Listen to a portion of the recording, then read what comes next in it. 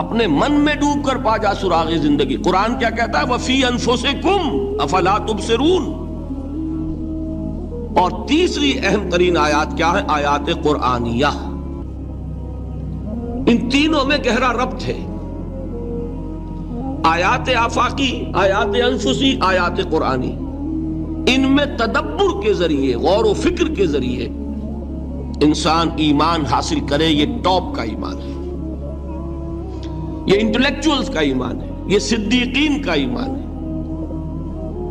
Number 2، ایک ایمان ہے عوام کے لیے، اس کے 2 راستے ہیں.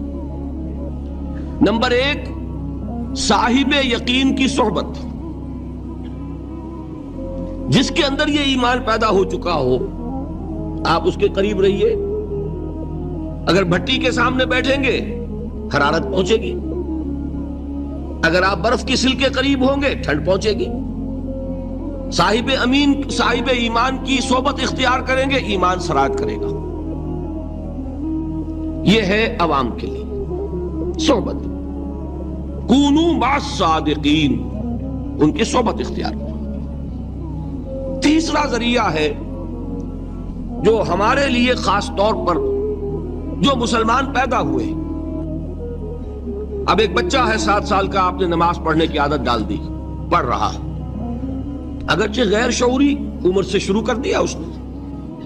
روزہ رکھتا ہے، 9 برس کا ہو گیا، روزہ رکھنا شروع کیا. یہ اعمال جو ہیں ان سے بھی ایک یقین پیدا ہوتا ہے. جیسے یقین سے عمل پیدا ہوتا ہے، ایسے ہی عمل سے بھی یقین پیدا ہوتا ہے. جب مداومت کرتے رہیں گے اس پر تو اس سے بھی ایک یقین کی کیفیت انسان میں پیدا ہو جاتی ہے. سورہ حجرات میں جو بحث آئی ہے اس کے آخر میں یہی ہے کہ اے نبی، یہ بدو جو دعوے دار ہیں ایمان کے، یہ آپ پر احسان دھر رہے ہیں. یمنون علیک ان اسلموا قل لا تمنوا علی اسلامکم بل اللہ یمن علیکم ان ہداکم للایمان ان کنتم صادقین. یہ آپ پر احسان دھر رہے ہیں کہ ایمان لے آیا. نبی ان سے کہیے مجھ پر اپنے ایمان کا کوئی احسان نہ دھرو، اپنے اسلام کا، بلکہ اللہ تم پر احسان دھرتا ہے کہ اس نے تمہیں ایمان کے راستے پر ڈال دیا ہے. جب اسلام پر آ گئے ہو تو عمل کرتے رہو گے. ان تطیعوا اللہ ورسولہ، اگر عمل کرتے رہو گے تو اس عمل کے ذریعے سے بھی تمہارے اندر ایمان پیدا ہو جائے گا. تو یہ 3 راستے ذہن میں رکھیے. جو عوام ہے، غور و فکر، سوچ بچار، اس کی صلاحیت نہیں یا مواقع نہیں، ان کے لیے یہ 2 راستے ہیں: یقین بذریعہ عمل اور یقین بذریعہ صحبت. یہاں سے اٹھا رہے ہیں لوگوں کو، بار بار یہیں آ جاتے ہیں، لیکن ان کو دقت ہوتی. یہاں پہ کوئی صاحب پہلے سے روک دیا کرے نا، جو بعد میں گڑبڑ ہوتی ہے. تو ایک ایمان ہے انٹلیکچوئلز کا، صدیقین کا، جن کو قرآن کہتا ہے اولو الالباب الذین یعقلون. ان فی خلق السماوات والارض واختلاف اللیل والنہار لآیات لأولی الالباب. ہوش مندوں کے لیے، عقل مندوں کے لیے، غور و فکر کرنے والوں کے لیے، اصحاب دانش و بینش کے لیے ہماری کائنات میں ہماری نشانیاں ہیں. غور کرو اور ہمیں پہچانو، خود اپنے اندر جھانکو اور ہمیں پہچانو. اور ہماری آیات جو ہیں ہمارے کلام کی، اس کی آیات جو ہیں ان میں وہ ایمان رچا بسا ہوا ہے. ان پر غور کرو، غوطہ زنی کرو. قرآن میں ہو غوطہ زن ہے مرد مسلمان. یہ ہے ٹاپ کا ایمان، یہ ہے اصل وہ ایمان کہ جو مطلوب ہے. اب باقی حضرات جو ہیں ان کے قریب رہیں گے، ایمان حاصل کر لیں گے، اور جو اعمال اللہ نے بتائے ہیں ان پر عمل کرتے رہیں گے، ایمان حاصل. اب دوسری بات کی طرف آئیے، نفاق سے کیسے بچا جائے. اس کے لیے بھی 3 عمل ہیں. پہلی چیز اور 2 چیزیں تو وہ ہیں کہ جو سورہ منافقون ہی کے دوسرے رکوع میں بیان ہوئی. پریونشن کیسے ہوگی، بچو گے کیسے؟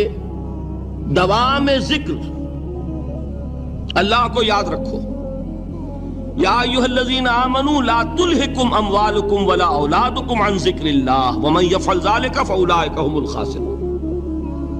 دل کو غفلت میں مت آنے دو. دل غافل ہوگا شیطان کا ڈیرا بن جائے گا. وہ دوام ذکر میں، البتہ یہ ذہن میں رکھیے کہ دوام ذکر کا ذریعہ کیا ہے، اس میں مغالتے ہیں لوگوں کو. جو سب سے بڑا ذکر ہے اس کو بھولے ہوئے ہیں. اور جو تیسرے چوتھے نمبر کا ذکر ہے اس کو سمجھ بیٹھے ہیں کہ بس یہی ذکر ہے. سب سے بڑا ذکر، مجسم ذکر قرآن ہے. الذکر انا نحن نزلنا الذکر وانا له لحافظون. وہ الذکر کون سا ہے؟ قرآن. اسی کو فرمایا، میں نے وہ آیت سنائی تھی کہ لوگ تنزیہ کہتے تھے یا ایھا الذی نزل علیہ الذکر انک لمجنون. حضور سے مخاطب ہو کر کہتے ہیں فلاں جس کے اوپر کے اس کے خیال کے مطابق ذکر نازل ہوا ہے، ہم تو تمہیں پاگل سمجھتے ہیں. وہاں بھی لفظ کیا ہے؟ الذکر. تو معلوم کیا ہوا؟ انا انزلنا الیک الذکر لتبین للناس ما نزل الیہم. یہ الذکر ہے. تو اس سے بڑا ذکر کوئی نہیں. تلاوت قرآن، تدبر قرآن، غور و فکر قرآن کا، قرآن کو یاد کرنا. اس پر میرا کتاب چاہے مسلمانوں پر قرآن مجید کے حقوق، اب تو یہاں شاید کوئی کتاب موجود نہیں رہی ہے، بہرحال اگر آپ کو ضرورت ہوتی ہے پاکستان سے منگا لیتے ہیں ہر شے، پڑھیے انشاءاللہ آ جائیں گی چیزیں. نمبر 2 ذکر کیا ہے؟ اقیم الصلاۃ لذکری. نماز کو قائم کرو میری یاد کے لیے. یہ ذریعہ ذکر میں وہ تو ہے ہی مجسم ذکر، اور یہ ذریعہ ذکر میں سب سے اہم ہے. یہ عملی ذکر بھی ہو رہا ہے اور قولی بھی ہو رہا ہے. سورہ فاتحہ پڑھی آپ نے، قرآن شریف کی کچھ آیات پڑھی، پھر رکوع کیا. یہ رکوع جو ہے یہ آپ کا عملی ذکر ہے کہ آپ نے اپنے وجود سے اللہ کی عظمت کو تسلیم کیا. پھر آپ سجدے میں گرے، یہ آپ کا عملی ذکر ہے کہ اپنے وجود سے آپ نے اللہ کی عظمت کو اور تسلیم کیا. تیسری چیز ہے مسنون دعائیں اور مسنون اذکار جو حضور سے ثابت ہو. ہمارے ہاں کیا ہو گیا؟ مجھے فلاں بزرگ نے یہ چیز بتائی ہے، وہ تو پڑھتے چلے جا رہے ہیں. نہ قرآن سے دلچسپی، نہ اذکار مسنونہ سے دلچسپی. ادعیہ معصورہ، آپ غور کریں گے کہ زندگی کے ہر عمل کے لیے حضور کی دعا موجود ہے. صبح اٹھے دعا ہے، آنکھ کھلتے ہی بیت الخلاء میں داخل ہونے لگے دعا ہے، نکلے دعا ہے، وضو کرنے بیٹھے دعا ہے، فارغ ہوئے دعا ہے، مسجد کے لیے گھر سے نکلے دعا ہے، مسجد میں داخل ہوئے دعا ہے. مسجد میں تو ہے ہی ذکر، نماز ہے، تلاوت ہے. باہر نکلے دعا ہے، گھر میں داخل ہونے لگے پھر دعا ہے. سواری پر سوار ہو رہے ہیں دعا ہے، اتر رہے ہیں دعا ہے، شیشہ دیکھ رہے ہیں دعا ہے، کپڑے پہن رہے ہیں دعا. زندگی کا کوئی عمل نہیں یہاں تک کہ جو تعلق زن و شو ہے، جس کو کہ خالص حیوانی بات سمجھا جائے گا، اس کے لیے بھی دعا ہے. غفلت میں وہ کام بھی نہیں کرتا. سمجھ رہے ہیں آپ؟ اب آپ غور کیجئے، اس میں کوئی اضافی وقت نہیں لگا، کوئی اضافی پوسچر اختیار نہیں کیا آپ نے، یوں بیٹھو، اس طرح بیٹھو، یوں کرو. کوئی آپ کا وقت اضافی نہیں لگا. جو کام کر رہے ہیں اور آپ اللہ کو یاد کر رہے ہیں، اور وہ اللہ کی یاد اس کام کی مناسبت سے ہے. ان عطیہ معصورہ سے 2 تعلق جڑ گئے انسان کے. دعا کس سے کر رہے ہیں؟ اللہ سے. جڑا کہ نہیں؟ اور یہ الفاظ کس کے ہیں؟ محمد رسول اللہ کے. تو آپ کے 2 تعلق جڑ گئے. آپ اپنی جی سے گھڑ کر دعا مانگیں گے تو پہلا تعلق تو ہو جائے گا، دوسرا نہیں ہوگا. بہتر سے بہتر دعا مانگ لیں آپ. لیکن حضور سے جو معصور اور مسنون الفاظ جب آپ زبان سے نکالتے ہیں تو آپ کا تعلق اللہ سے بھی ہوا بذریعہ دعا، اور وہ الفاظ چونکہ حضور کے ہیں صلی اللہ علیہ وسلم تو حضور کے ساتھ ہوا. یہ تیسرا درجہ ہے. چوتھے درجے میں میں مانتا ہوں کہ ایک ہوتی ہے خاص کسی شخص کے امراض کی تشخیص کرنے کے بعد تجویز.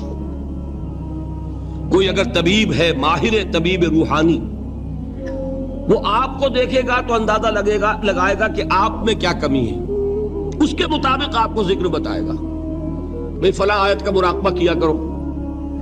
کسی میں بزدلی ہوتی ہے، کسی میں مال کی محبت زیادہ ہوتی ہے، کسی میں توکل کی کمی ہے، کسی میں شہرت کی خواہش ہے، نمایاں ہونے کا جذبہ ہے، کسی میں تکبر ہے. سب کا ایک سا برس تو نہیں ہوتا نا. تو یہ در حقیقت اندھے کی لاٹھی سے نہیں چلنے والی بات. یہ تو ماہر کی کام ہے کہ وہ تجویز کرے کہ تمہارے لیے خاص طور پر ذکر یہ ہے. در حقیقت ہمارے جو یہ سلسلے تھے سلوک کے، یہ بڑے ماہر ہوتے تھے، یہ لوگ بڑے ماہر اطباء تھے. یہ جو علم نفسیات ہے اس کے ہمارے صوفیاء سے بڑھ کر کبھی کوئی عالم گزرا ہی نہیں دنیا میں. فرائیڈ کیا ہے اور ایڈلر کیا ہے اور یونگ کیا ہے، بچے ہیں. ہمارے صوفیاء کرام نے جس طرح انسان کی نفسیات کو سمجھا اور وہ ان کی مناسبت سے تجویز کرتے تھے. لیکن اس کو رکھا جائے گا چوتھے نمبر پر. جیسے مولانا احمد علی صاحب فرمایا کرتے تھے، بھائی اس آیت کا مراقبہ کیا کرو. مراقبے کیا مانی؟ اب انہوں کو ان الفاظ کو بھی ہم نے خام خواہ کچھ خاص ایک شکل دے دی. مراقبہ کیا؟ توجہ کرنا، دھیان کرنا، خاص اس آیت کے اوپر، اس کے معانی پر اپنے ذہن کو جمانا. وہ کیوں ہے؟ تاکہ آپ کے اندر جو کمی ہے اس کی تلافی اس سے ہو. لیکن یہ کہاں آئے گا؟ چوتھے نمبر پر. سمجھ گئے؟ تو نفاق سے بچنے کا ذریعہ، پریونشن کیا ہے نفاق سے؟ دوام ذکر. نہ تمہیں تمہاری اولاد، نہ تمہارے اموال، نہ تمہاری تجارت، نہ کاروبار اللہ کے ذکر سے غافل نہ کر سکے. پنجابی میں کہتے ہیں کہ ہتھ کارول اور دل یارول. کام کر رہے ہیں آپ، لیکن یہ کہ دل اللہ کے ساتھ لگا ہوا ہے، زبان تر ہے اللہ کی یاد سے. جو قرآن یاد ہے، گاڑی میں آپ بیٹھے جا رہے ہیں، 2 گھنٹے آپ کو کار میں لگانے ہیں، قرآن شریف پڑھتے جائیے. اس سے بڑا ذکر ہی کوئی نہیں. یہ ہے پریونشن. اب اگر مرض ہو جائے تو کیا ہو؟ اس کے لیے 2 چیزیں ضروری ہیں. ایک دیکھیے، عجیب ہے یہ، نفاق کا علاج انفاق سے. صرف ایک الف لگا نا. انفاق کے معنی اور ہے. یہ بنا ہے کس سے؟ نفقت الدراہم، پیسے ختم ہو گئے، مک گئے. یا نفق الفرس، گھوڑا مر گیا. تو مال کو کھپانا، لگانا اللہ کی راہ میں. اگر دل میں نفاق کی کوئی آلائش آئی ہے تو اس کا ازالہ ہوگا انفاق فی سبیل اللہ سے. مال اللہ کی راہ میں دیجئے، صدقہ کیجئے، خیرات کیجئے، دیجئے، اللہ کے دین میں لگائیے. جتنا لگائیں گے نفاق دھل جائے. اس لیے کہ اصل سبب نفاق کا ہے ہی حب دنیا، دنیا کی محبت. لہذا اس کا ازالہ ہوگا جو سب سے محبوب شے ہے، مال. انہ لحب الخیر لشدید. مال محبوب ترین ہے کہ نہیں؟ لہذا اس کو اللہ کی راہ میں لگائیں گے تو وہ نفاق دھل جائے گا. اور ایک اور چیز ہے جو بہت اہم ہے، بہت ہی شعوری طور پر اس کا اہتمام کیجئے. جس وقت دین کے کسی فرض کی انسان کو سمجھ آ جائے، اس کا شعور پیدا ہو جائے، پھر ڈیلے نہ ہو. ذرا سا ڈیلے جو ہے اس پر عمل کرنے میں، یہ در حقیقت نفاق کو جڑ پکڑنے کا موقع دینا ہے. Immediate action. ایک بات سمجھ میں آ گئی، فوراً عمل کرو. اس میں شیطان کیا کرتا ہے؟ ذرا ٹھہر جاؤ، ابھی دیکھو یہ فرض ہے، یہ ذمہ داریاں ہیں، یہ کرنا ہے، اور پھر لگا دینا اپنے آپ کو. بہت سے لوگ کہتے ہیں بس یہ ریٹائرمنٹ کے بعد تو سارا میں دین کے لیے وقف کر دوں گا. اول تو خدا کے بندے تمہارے اندر رہ کیا جائے گا ریٹائرمنٹ کے بعد؟ سارا تو کھپ چکو گے، رہ کیا جائے گا؟ دوسرے یہ کہ یہ بھی جان لیجئے کہ کار دنیا کسے تمام نہ کر. ریٹائرمنٹ کے بعد کون فارغ ہو جاتا ہے؟ بیٹوں بیٹیوں سے فارغ ہوئے تو پوتے پوتیاں موجود ہیں، نواسے نواسیاں موجود ہیں. کبھی بھی وہ بوجھ ختم نہیں ہوتا زندگی کا. وہ تو یہ کہ آج بات سمجھ میں آئی ہے تو آج عمل ہونا چاہیے. قرآن مجید میں سورہ انعام میں بڑی شدید وعید آئی ہے. الفاظ ہیں یہ، وَنُقَلِّبُ أَفْئِدَتَهُمْ وَأَبْصَارَهُمْ كَمَا لَمْ يُؤْمِنُوا بِهِ أَوَّلَ مَرَّةٍ. انسان پر ایک حقیقت کا انکشاف ہوا کہ یہ بات حق ہے، فوراً تسلیم کرے. کسی مصلحت کی وجہ سے، کسی بزدلی کی وجہ سے، کسی لالچ کی وجہ سے، کسی اپنی سیادت یا قیادت کی وجہ سے. کیسے مان لوں؟ لوگ کہیں گے کہ یہ نیچے ہو گیا، وہ اونچا ہو گیا جس کی بات مانی. کسی وجہ سے رک گئے تو اللہ تعالیٰ اندر سے وہ جو استعداد ہے حق کو پہچاننے کی وہ سلب کر لیتا ہے.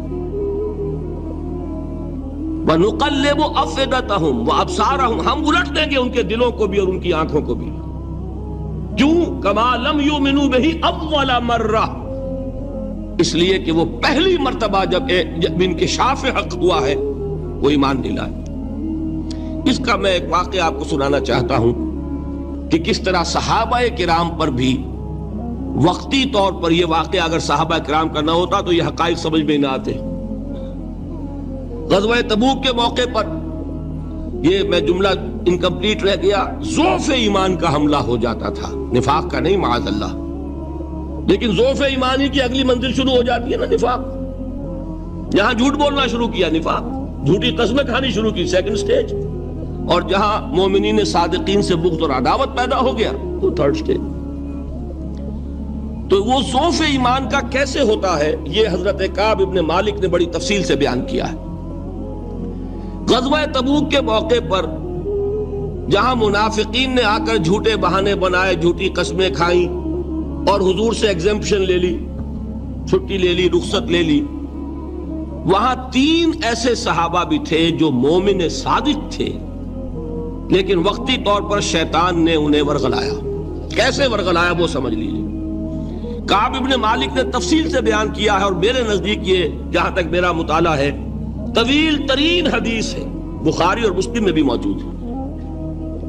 حضور جب واپس آئے ہیں اور اب آپ نے ایک ایک کو بلایا، جن لوگوں نے تو پہلے جھوٹی قسمیں کھا لی تھی ان کو تو بلانے کی ضرورت نہیں تھی، لیکن کچھ لوگ ایسے بھی تھے کہ جنہوں نے ایگزمپشن بھی نہیں لی تھی اور گئے بھی نہیں تھے۔ اب ان کو آپ نے ایک ایک کر کے پیشی ہوئی، آپ کیوں نہیں گئے تھے؟ تو اب جو منافقین تھے ان میں سے انہوں نے اس موقع پہ جھوٹی قسمیں کھا لی۔ خدا کی قسم حضور ہم تو بالکل تیار تھے، پوری میں نے تیاری بھی کر لی تھی، پورا ارادہ تھا، یہ وقتی طور پر یہ مصیبت مجھ پر آ پڑی۔ جس نے قسم کھائی انہوں نے کہا اچھا ٹھیک ہے جائیے۔ کعب ابن مالک کی باری آئی تو ان کے الفاظ اپنے یہ کہ جب میں پیش ہوا تو حضور کے چہرے مبارک پر ایک غصے والی مسکراہٹ تھی، زہر خند کہتے ہیں، ایک مسکراہٹ ہے لیکن غصے کے ساتھ، غضبناک۔ آپ فرمائیے آپ کیوں نہیں گئے؟ حضرت کعب یہ فرماتے ہیں کہ میں نے عرض کیا کہ حضور زبان میرے پاس بھی ہے، جھوٹ میں بھی بول سکتا ہوں، لیکن جھوٹ بول کر میں اس وقت آپ کی ناراضگی سے تو بچ جاؤں گا لیکن اللہ کے پکڑ سے نہیں بچ سکوں گا۔ میں اعتراف کرتا ہوں کہ جتنا صحت مند میں اس زمانے میں تھا کبھی نہیں تھا، جتنا فارغ البال اس وقت تھا کہ میرے پاس ساز و سامان موجود تھا راستے کے لیے، اتنا میں کبھی نہیں تھا۔ لیکن ہوا کیا؟ ہوا یہ کہ مجھے میرے نفس نے، شیطان نے پٹی پڑھائی۔ وہ پٹی کیا پڑھائی کہ حضور تو 30,000 کے لشکر کے ساتھ چلیں گے تو لشکر تو سلولی موو کرے گا نا، تمہارے پاس بڑی تکڑی، بڑی توانا صحت مند اونٹنی ہے، تم ذرا 2 دن بعد چلنا تیزی کے ساتھ اور حضور سے مل جانا، بس یہ تاخیر کا حربہ۔ تو انہیں خیال آیا کہ ابھی 2 دن گھر کی ٹھنڈی چھاؤں ہے، میں یہاں پہ جو آرام ہے وہ کر لوں۔ مجھے جگر کا شعر یاد آیا ہے کہ تپتی راہیں مجھ کو پکاریں، دامن پکڑے چھاؤں گھنیری۔ ایک طرف فرض کی پکار ہے، اس میں تو ظاہر بات ہے کہ وہ تپتی راہیں ہیں، لا تنفروا فی الحر سنا چکا ہوا آیت۔ یہاں گھر میں، نخلستان میں، کھجوروں کی چھاؤں میں، اہل و عیال میں یہ ٹھنڈی چھاؤں جو ہے یہ پکڑ رہی ہے، بھائی 2 دن ٹھہر کے چلے جانا، ٹھیک ہے، کوئی نیت میں خرابی نہیں ہے نا۔ اس کے بعد پھر جب ابھی 2 دن اور ٹھہر جاؤ، یہ تو بڑا لمبا سفر ہے، ذرا تیز اور دوڑ لینا۔ تو فرماتے ہیں کہ حضور میں اسی طریقے سے تاخیر و تعویق میں پڑا رہا، یہاں تک کہ ایک روز اچانک مجھ پر یہ چیز منکشف ہوئی کہ اب تو میں چاہے کتنا بھی تیز چل لوں میں آپ سے نہیں مل سکتا، میرے اعصاب ڈھیلے ہو گئے، اس طرح میں محروم رہ گیا۔ حضور نے بائیکاٹ کا حکم دیا صحابہ کو، 3 صحابہ تھے ایسے، 2 اور تھے جنہوں نے اسی طریقے سے اعتراف کیا۔ حضور نے حکم دے دیا کوئی ان سے گفتگو نہ کرے، سوشل بائیکاٹ۔ بڑی سخت سزا تھی جو دی گئی ہے، اس کی بڑی تفاصیل ہیں، اللہ تعالیٰ شوق دے تو وہ حدیث پوری پڑھی ہے، میں نے تو 2 جمعوں میں ایک مرتبہ صرف اس ایک حدیث کو بیان کیا تھا۔ شاید کہیں کیسٹس ہوں میرے ہاں، ہمارے نمبر کوئی مجھے یاد نہیں ہے، لیکن یہ بڑی عجیب حدیث ہے۔ لیکن اس میں جو اصل سبق ہے وہ کیا ہے؟ اس طریقے سے شیطان لے تو لال، تاخیر، تعویق، ابھی کیا جلدی ہے، ذرا اس کام سے فارغ ہو لو، ذرا پھر تلافی کر لینا، ذرا زیادہ زور سے کام کر لینا، یہ وہ چیز ہے کہ جو وہ تو خیر صحابی تھے، بچ گئے۔ اگر وہاں جھوٹی قسم بھی کھا دیتے تو گئے تھے۔ یہ تو اتنا ہی ہے نا، مردی و نامردی قدم فاصلہ دارت۔ اس میں تو یہی ہے کہ ذرا ایک جھوٹی قسم کھا دیتے، جھوٹے بہانہ بنا دیتے تو اب ضعف ایمان نہ رہتا، وہ نفاق کی سرحد شروع ہو جاتی۔ وہ اللہ تعالیٰ نے ان کو بچایا، لیکن یہ کہ ہم کیسے بچیں گے اگر ہم نے یہ روش اختیار کی؟ لہذا 3 کام دوام ذکر نمبر 1، اس کی میں شرح کر چکا ہوں، 4 اذکار یاد کر لیجئے گا ان کو، ورنہ کیا فائدہ۔ نمبر 2 انفاق فی سبیل اللہ، نفاق کا علاج انفاق سے۔ نمبر 3 یہ عادت اپنے اندر پیدا کیجئے شعوری طور پر کہ جب ایک حقیقت واضح ہو جائے فوراً اعتراف کہ ہاں بھائی بات ٹھیک ہے آپ نے۔ جب ایک فرض کا احساس ہو جائے فوراً اس کی ادائیگی کے لیے آغاز۔ تاخیر و تعویق ہے کہ جس سے پھر نفاق کو موقع ملتا ہے۔ اللہ تعالیٰ مجھے اور آپ کو حقیقی ایمان عطا فرمائے اور نفاق سے بچائے رکھے۔ اب آئیے حقیقت و اقسام شرک پر۔ دیکھیے ہر شخص یہ جانتا ہے کہ اسلام دین توحید ہے۔ ایک لفظ میں اگر کہیں گے تو اسلام کا سب سے بڑا وصف، سب سے بڑی علامت توحید۔ وہ جو اقبال نے کہا کہ توحید کی امانت سینوں میں ہے ہمارے، آسان نہیں مٹانا نام و نشاں ہمارا، تو توحید ہے۔ توحید کی ضد ہے شرک، ٹھیک؟ اس سے میں ایک نتیجہ نکالتا ہوں، کوئی مسلمان جان بوجھ کر مشرک نہیں ہو سکتا، یہ میرا نتیجہ ہے۔ جان بوجھ کر مشرک نہیں ہو سکتا۔ وہ شرک میں مبتلا ہوگا تو ناسمجھی میں ہوگا، نادانی میں ہوگا، وہ اسے شرک نہیں سمجھے گا۔ یہ ممکن نہیں ہے کہ کوئی مسلمان ہو، گیا سے گیا مسلمان، گزرا سے گزرا مسلمان، گھٹیا سے گھٹیا مسلمان، لیکن وہ شرک کو شرک سمجھتے ہوئے اس میں آلودہ ہو جائے۔ ہوتا کیا سمجھ میں نہیں آتا کہ شرک، تو ضرورت بہت ہے کہ ہم یہ پہچانیں کہ یہ شرک ہے کیا۔ دوسری بات یہ جان لیجئے، ہمارے دین میں ناقابل عفو جرم کون سا ہے؟ 2 مرتبہ بیان فرمایا گیا سورہ نساء میں صرف، ان اللہ لا یغفر ان یشرک بہ ویغفر ما دون ذلک لمن یشاء۔ اللہ تعالیٰ اسے تو ہرگز نہیں بخشے گا کہ اس کے ساتھ شرک کیا جائے، ہاں اس سے کم تر جس کو چاہے گا معاف فرما دے گا۔ نوٹ کر لیجئے، اس کی بھی اندر بھی اوپن لائسنس نہیں ہے کہ بقیہ سارے گناہ لازماً معاف کر دے گا، یہ نہیں ہے۔ اس سے تو آپ میں جرت پیدا ہو جائے گی، باقی سب کیے جاؤ، یہ نہیں۔ جس کو چاہے گا بخش دے گا، لیکن امید ضرور دلا دی کہ شرک سے کم تر کوئی گناہ ہو تو اس کی بخشش کی بغیر توبہ کے اللہ تعالیٰ نے امید دلائی۔ توبہ سے تو شرک بھی معاف ہو جائے گا، اس سے مراد کیا ہے؟ بغیر توبہ کے۔ اللہ تعالیٰ نے فرمایا کہ اور گناہوں کے بارے میں تو امید کی جا سکتی ہے، لیکن شرک کے بارے میں ہرگز نہیں۔ اہمیت واضح ہو گئی مزید۔ نمبر 3، اس شرک کی ہماگیریت کا عالم یہ ہے کہ سورہ یوسف کی آیہ مبارکہ ہے، وَمَا يُؤْمِنُ أَكْثَرُهُمْ بِاللَّهِ إِلَّا وَهُمْ مُشْرِكُونَ۔ انسانوں کی اکثریت کا حال یہ ہے کہ وہ اللہ پر ایمان نہیں رکھتے مگر کسی نہ کسی قسم کے شرک کے ساتھ۔ یہ یونیورسلٹی ہے اس کی کہ اللہ کو بھی مان رہے ہیں لیکن کسی نوع کا شرک جو ہے وہ بھی لگا رکھا ہے۔ وَمَا يُؤْمِنُ أَكْثَرُهُمْ بِاللَّهِ، انسانوں کی اکثریت کا حال یہ ہے کہ وہ ایمان نہیں رکھتے اللہ پر، الا وہم مشرکون، مگر یہ کہ کوئی نہ کوئی شرک بھی کرتے ہیں۔ چوتھی بات یہ سمجھیے کہ شرک ہر دور میں بھیس بدل کر آتا ہے.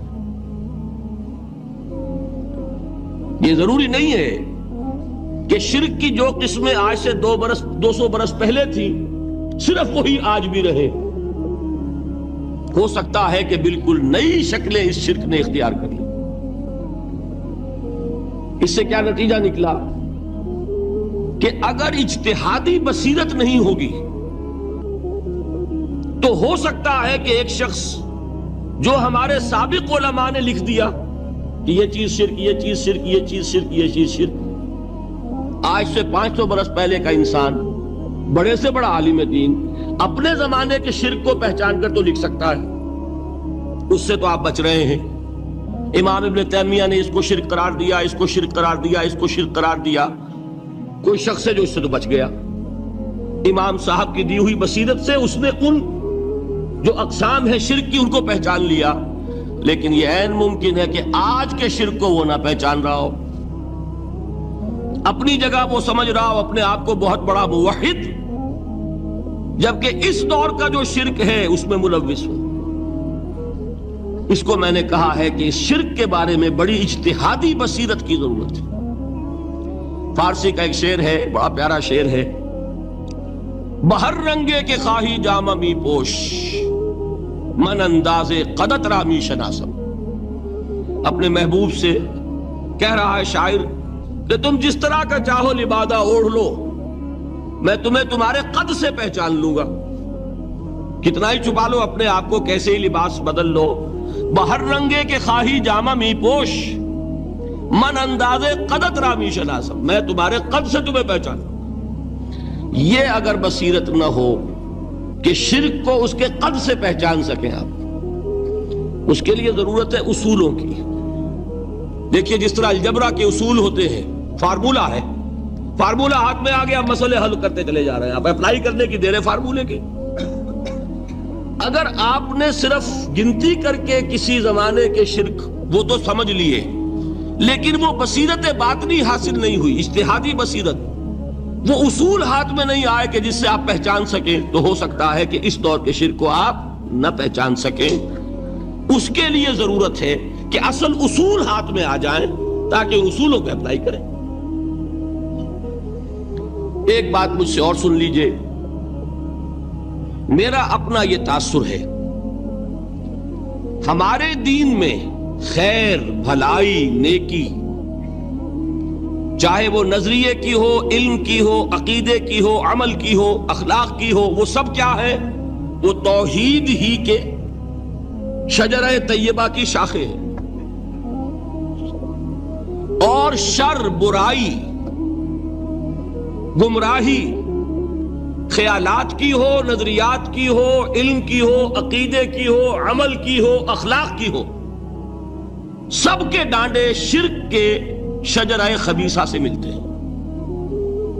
اس شجرہ خبیثہ کے برگوبار ہے جو بھی برائی ہے، عمل کی یا علم کی، اور اس شجرہ طیبہ کے برگوبار ہے جو بھی خوبی ہے، عمل کی یا عقیدے کی. یہ میرا تاثر ہے.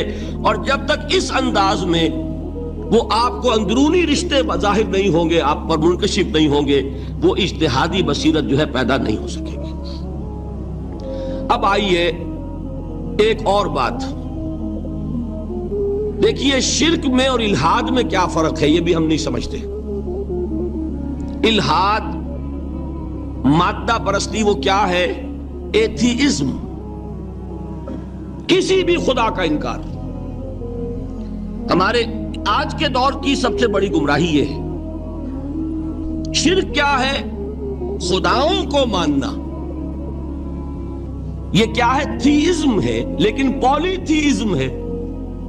توحید کیا ہے؟ مونو تھیزم ہے، ایک خدا کا ماننا. لیکن شرک کے اندر ایک اور حقیقت کو پہچان لیجئے، شرک میں ہمیشہ ٹاپ پر ایک خدا کو مانتے ہیں، باقی سارے خدا نیچے ہوتے ہیں. اوپر جا کر وہ توحید ہوگی ہمیشہ. کوئی مشرکانہ نظام ایسا نہیں ہے جو ٹاپ پر جا کر توحید نہ بن جائے. دیکھیے ہندو دیویاں دیوتا بے شمار، لیکن مہادیو وہ بھی کیا دو ہیں؟ مہادیو وہ تو ایک ہے. انگریزی میں گاڈز گاڈیسز، لیکن وہ چھوٹے جی سے لکھے جائیں گے. چھوٹے جی سے لکھے جانے والے gods and goddesses, Roman mythology ہو، گریک مائتھولوجی ہو، ان دیویوں دیوتاؤں کے نام ہی آپ نہیں یاد کر سکتے. لیکن گاڈ بڑے جی سے وہ ایک ہے کہ نہیں؟ ٹاپ پر جو ہے وہ ایک ہے. اس کو وہ بھی مانتے ہیں کہ اومنی پوٹنٹ، اومنیشنٹ، اومنی پریزنٹ، علی کل شیء قدیر، بکل شیء علیم، ہر جگہ موجود. وہ تو ایک ہی ہے، وہ تو کیپٹل جی سے لکھا جائے گا. باقی اس کے نیچے فوج ہے دیویوں کی، دیوتاؤں کی، خداؤں کی اور خدانیوں کی، وہ گاڈز اینڈ گاڈیسز ہیں. عرب میں کیا تھا؟ میں نے پہلے آپ کو وہ دو مثالیں دے دی ہیں، تیسری اور ایران کی لے لیجئے. خیر کا خدا اور شر کا خدا اور. ایک یزداں، ایک اہرمن. ٹھیک، سنویت ہو گئی نا، دو خداؤں کو مانا. لیکن وہی ہیں جو خدائے خدائے گاں، خداؤں کا خدا، اس کو ایک ہی مانتے ہیں. یہی معاملہ عرب میں تھا. اللہ وہ ایک ہی تھا ان کے ہاں. قرآن میں آتا ہے ان سے پوچھئے وَلَئِن سَأَلْتَهُم مَّن خَلَقَ السَّمَاوَاتِ وَالْأَرْضَ لَيَقُولُنَّ اللَّهُ. جب ان سے کہا جاتا ہے کہ کس نے پیدا کیا آسمان اور زمین کو، یہ فوراً کہیں گے اللہ نے. فَأَنَّىٰ يُؤْفَكُونَ. تو یہ ماننے کے بعد کدھر جا رہے ہیں؟ وہ کیا کہتے تھے کہ وہ بڑا اللہ تو ایک ہی ہے، لیکن چھوٹے آلہہ ہیں. آلہہ اور اللہ میں وہی فرق ہے جو کیپٹل جی کا گاڈ اور چھوٹے جی سے گاڈز اینڈ گاڈیسز. وہی فرق ہے کہ جو مہادیو اور دیویوں اور دیوتاؤں میں ہے، وہی وہاں تھا. اللہ وہ ایک اور سپریم، سب سے بالا تر، اس سے اوپر کوئی نہیں، تخلیق میں اس کا کوئی ساجی نہیں. لیکن اس نے کچھ آلہہ ہیں جنہیں کچھ اختیارات تقسیم کیے ہوئے ہیں. کچھ اس کے لاڈلی ہستیاں ہیں جو سفارش کر سکتی ہیں. بس یہ شرک تھا مشرکین مکہ. بات سمجھ رہے ہیں؟ اس کا جائزہ لیں گے تو آپ کو، اور جو آج شرک کی اقسام میں بیان کروں گا اس کو ہاتھ میں لیں گے تو کسی موحد کا تلاش کرنا مشکل ہو جائے گا. ڈھونڈ اب ان کو چراغ رخ زیبا لے کر. آج جن کا نام مسلمان ہے ان کی اکثریت کسی نہ کسی نوع کے شرک میں مبتلا ہے. اب آئیے اقسام شرک. اقسام شرک میں بھی وہی کیفیت ہے جو نفاق کے بارے میں نے عرض کی تھی کہ ایک تقسیم یہ ہے جو علماء نے کی ہے، ایک ہے عقیدے کا نفاق، ایک ہے عمل کا نفاق. اسی طرح ایک ہے عقیدے کا شرک، ایک ہے عمل کا شرک. عقیدے میں نہیں ہے، عمل میں ہے. ایک تقسیم آپ نے سنی ہوگی شرک جلی، شرک خفی. ایک ہے ننگا شرک، کھلم کھلا شرک. ایک ہے چھپا ہوا شرک جو نظر نہیں آتا. لیکن ایک مغالطہ اپنے دل سے نکال دیجئے، بعض لوگ شرک خفی کو شرک نہیں سمجھتے. یہ بہت بڑی غلطی ہے. اگر وہ شرک نہ ہوتا تو حضور اسے شرک نہ کہتے. کوئی اور لفظ، عربی زبان کا دامن جو ہے محدود نہیں ہے، پھر اس کے لیے کوئی اور لفظ اختیار فرمایا جاتا ہے. وہ شرک، لیکن ایک شرک ہے جلی جو نمایاں ہے، نظر آ رہا. ایک ہے شرک خفی جو نظر نہیں آ رہا. اور وہ کتنا خفی ہو سکتا ہے اس کی ایک مثال دی حضور نے. شرک خفی اتنا خفی ہو سکتا ہے، ذرا مبالغہ دیکھیے جو حضور نے بات کو سمجھانے کے لیے مثال میں جو مبالغہ اختیار فرمایا. ایک سیاہ اندھیری رات میں ایک سیاہ پتھر پر ایک سیاہ چیونٹی کو رینگتے ہوئے دیکھنا جتنا مشکل ہے، اتنا ہی شرک خفی کا پہچاننا مشکل ہے. بتائیے، آپ نے فرمایا انا افصح العرب، میں عرب کا فصیح ترین انسان ہوں. اس سے آگے کوئی مثال دی جا سکتی ہے؟ اندھیری رات، تاریک رات، پتھر سیاہ، چیونٹی سیاہ، کون دیکھ سکتا؟ جتنا اس کو دیکھنا ناممکن ہے اتنا ہی شرک خفی کا پہچاننا مشکل ہے. گویا کہ اس سے تو اللہ ہی بچائے گا تو انسان بچے گا۔ ایک آخری بات تمہیداً اور عرض کر دوں، پھر میں چلوں گا اقسام پر۔ میری جو باتیں آپ کے سامنے آئی اس سے ایک منطقی نتیجہ نکلتا ہے، کوئی شخص اگر حقیقتاً شرک سے بچ جائے، واقعتاً شرک سے بچ جائے، ہر قسم سے بچ جائے، اس سے بھی اوپر کوئی انسان ہوگا۔ گویا کہ یہ آخری منزل ہے، یا یوں کہیے کہ جس شخص کے بارے میں اللہ تعالیٰ یہ مان لے کہ میرا یہ بندہ شرک سے بری ہے، اس سے بڑی سند کوئی ہے؟ دی ہائیسٹ ٹیسٹیمونیل، سب سے بڑی سند، سب سے بڑی تعریف جو بندے کی ہو سکتی ہے وہ کیا ہے؟ یہ مشرک نہیں۔ یہی وجہ دیکھیے آپ قرآن مجید میں حضرت ابراہیم کے ذکر میں دیکھیں گے، ابراہیم کا مقام کیا ہے؟ خلیل اللہ، ابو الانبیاء، امام الناس، تین نسبتیں ہیں، تینوں بڑی عظیم۔ اللہ کے ساتھ نسبت کیا ہے؟ خلیل، واتخذ اللہ ابراہیم خلیلا۔ ابو الانبیاء، کتنے نبی ہیں ان کی نسل میں؟